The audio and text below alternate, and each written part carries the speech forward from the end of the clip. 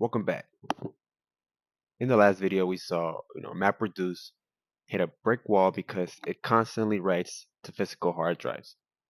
To fix this, the data world moved to something called Apache Spark, which does its heavy lifting in RAM. But before we can dive into Spark, we have to talk about the language it was built in, Scala. So, Scala is a fascinating language. It runs on the JWM or the Java Virtual Machine, which means it can integrate seamlessly with massive legacy Java systems out there. But unlike traditional Java, which is heavily, object oriented, Scala is fully embraces functional programming. And why does this matter for big data? Well, object oriented programming is all about, state, objects changing their internal data over time.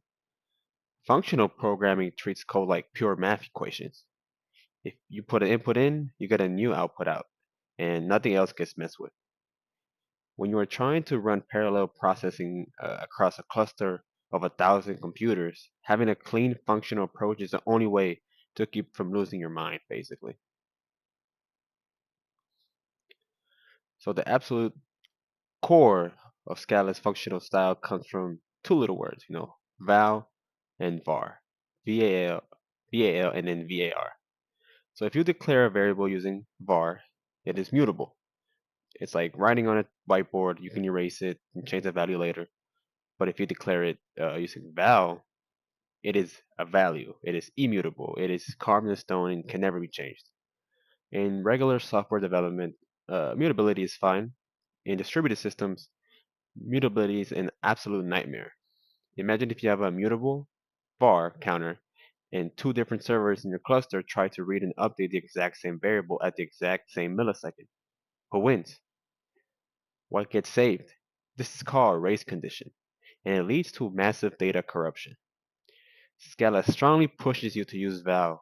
Instead of changing existing data, you take the old data, apply a function to it, and create a brand new piece of data. No overriding, no race conditions, and no corruption. And because functional programming treats code like pure math, it means we can treat functions themselves as variables. Like we can pass them around. First, we have anonymous functions. If a function is just a quick one-off rule, we don't need to name it. We just write the syntax. Take an integer x, draw an arrow, and output x times x. It's short, clean, and it's disposable, basically. But here's where the magic happens. Higher order functions. There are functions that take other functions as parameters.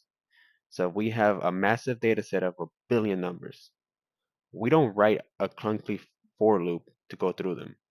We just call a method like .map, and we pass our anonymous function directly inside of it. We're basically saying, hey, dataset, here's a rule, and apply this rule to every single item that you have. It's clean, and it's very expressive.